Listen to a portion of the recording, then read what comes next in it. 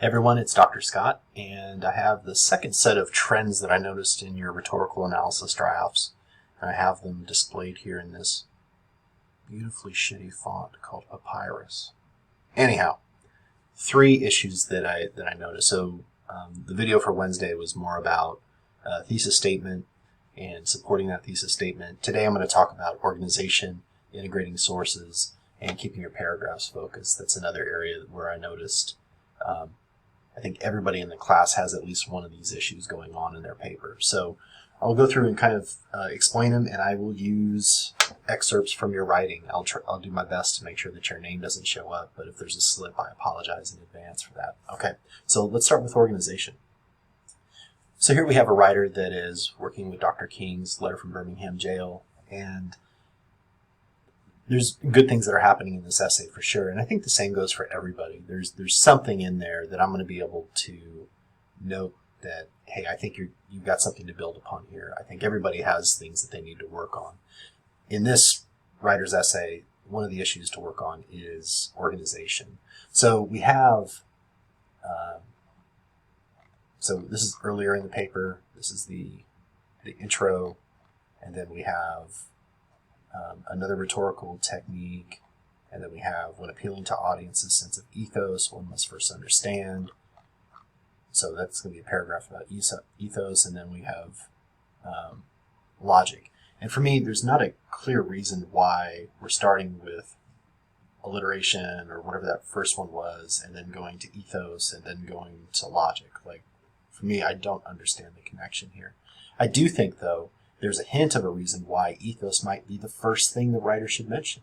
And what he's saying here is like the first thing to understand is your audience and making sure that they're going to find you credible. That's more or less what I think is kind of going on here. So for me, that should begin, because it was like King's first rhetorical task is to be taken seriously, to be taken as credible by these people. So I think starting there, again, however you have your paper organized, there should be a reason for why you have ideas in the places that you have them. Let me give you another example. This essay is about Ida B. Wells' lynch laws and all its phases, which is, I think it's awesome that this writer's working on that speech. All of these speeches and texts are good. It's just sometimes folks look at this and they're like, it was written in the 1800s. I don't want to do that. But this writer's taking a stab at it, and so proud of the writer for doing that. When it comes to organization, though, I'm kind of lost here. Like, I'm not sure why we're beginning with emotion and what's the connection, like what's the next thing. It's credibility, but we're not sure why credibility is coming after emotion. So again, there needs to be a reason why you're going from one idea to another. Otherwise, the essay is just a list. Like, I'm going to talk about 1, 2, and 3, and there's no meaningful reason why you're going from one to the other. That's a problem, because that's something I'm really looking for in this assignment. So if it's something like if the writer thinks that, you know what, where I really think she knocked it out of the park is emotion. She was trying to persuade mostly white folks in an auditorium in Boston, and she had to get some kind of emotional hook in them. Yeah, that makes a lot of sense. So this is another example of, like, there needs to be a reason why we're going from one idea to another. And again, this is something that I think a lot of you need to address. I think there was maybe one or two of you that had some kind of organization scheme that I could kind of understand. And usually it was like most effective, least effective. You can do that. It can also be like, I think the first task, like the first rhetorical goal that the person had was to do this thing, and then that opened up these other things, and then I'm going to talk about what that first thing allowed them to do later on in the speech. So organization, again, it's something that I think a lot of folks need to address.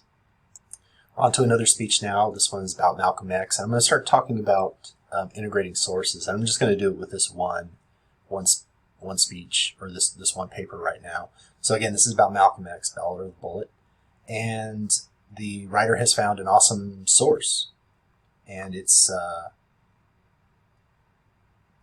down here. The problem with the way that this is integrated, and I think that this is a solid attempt here. We got Robert Terrell. Might be nice to know who this person is. Is it somebody that just stays up late at night reading about Malcolm X, or is this somebody that's got a job somewhere where they're actually, they're studying history or they're studying oratory or something like that. It does say it's from a dissertation, but we could be a little bit more specific and do a little bit of research and kind of find out who that is. The problem that I'm having, though, with this paraphrase is I don't know where the paraphrase stops, and I don't know where the writer's ideas kind of come back. So for me, like, you could kind of read it like all the way to the end of the paragraph. Is that all Robert Terrell's idea, or is some of that the writer? So using, if there's a page number, putting the page number in parentheses when the paraphrase ends, that's one way to kind of fix this. Another way to fix it is to kind of make it clear that there's a new voice coming in. So like, let's say it's like right here, or maybe it's right here. So it might be something like,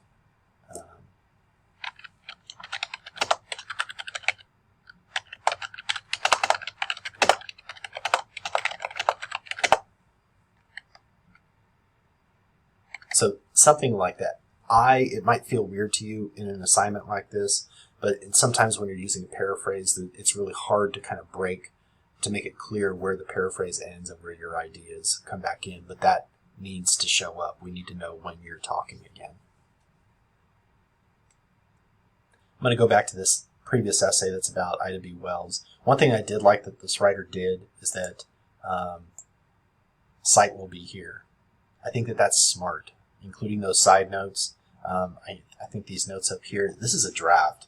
And so if you're just trying to write in a way that you're trying to get it as close to the polished version as possible, you're kind of missing the point here, because you have a lot of ideas to figure out, and you're going to be getting a lot of feedback from me about some of these ideas and how you're constructing your rhetorical analysis. So putting placeholders in there saying, I need to figure this out later, that is totally acceptable. It's actually a really good thing for a draft. So I like this kind of stuff here, these asides. Might be helpful if you put like the last name of the author so that you can recall that a bit quicker, or even put a hyperlink in there. But I like that the writer's thinking about this stuff here. Finally, I want to say something about organization. This writer is not about organization, about paragraph focus. So I want to say something about paragraph focus with this essay here. The writer has kind of set up an organization scheme where we have like the most influential aspect of the speech. So I kind of know, why is this going to be at the end? Well, this writer saved the best for last, like what was most effective in Malcolm X's Ballad of the Bullet. Totally makes sense. I think that works. I don't think you can use it for every speech that you write about or for every argument that you put together, but it works for this one. The problem here, though, is paragraph focus. So we start off talking about an emotional appeal, and Malcolm X used the emotions of the political audience against themselves. And then kind of like as we get into that paragraph, the idea of emotion kind of goes away. And I'm not like, there's more about politics and international politics that was going on at the time, which I think is kind of interesting and kind of fascinating. But for me, the connection to emotion is not there. So it's one thing to say at the beginning of a paragraph, Malcolm X used emotions to persuade, and then to list examples. That's not really doing an analysis. You're kind of just like writing a list, like BuzzFeed or something like that. To really kind of put together an analysis, it's like, uses emotion to persuade. Here's example one. Here's me explaining why that emotion is persuasive and who it's persuasive to. And again, like I mentioned on Wednesday, or for the Wednesday video, getting the audience in here is a huge task for a lot of folks. You have to, who were they trying to persuade and why was it persuasive? That needs to get in here. So you can't just kind of just like say, I'm going to be talking about emotion and then leaving it up to the reader to interpret how the examples are working as an emotional appeal. So example, explanation, connecting things back to the audience, connecting things back to the thesis statement. So paragraph focus is an issue here, and it's also an issue that a lot of folks need to address. If you're having a hard time seeing that for yourself, ask yourself if things in the last half of your paragraph, if it's pretty clear that you're talking about the same thing that you're discussing in the first half of the paragraph. For many of you, I was kind of confused by what the end of the paragraph was doing and how it was really related to the first half. That's going to be it as far as the trends that I noticed in your rhetorical analysis drafts. In the next several days, I'm going to start getting feedback out to you all. They will be screencasts, a lot like what you're listening to now, but they will be specific to your essay. So I will have read everybody's essay in depth, and I will prepare some comments, and I will send you a YouTube link where you can check out my feedback. And then your revision will be due a week after you receive my feedback. That's it for now. If you guys have any questions, or if you want to talk about any of these issues and how they relate to your paper, I hope that you'll reach out to me. All right. Talk to y'all soon.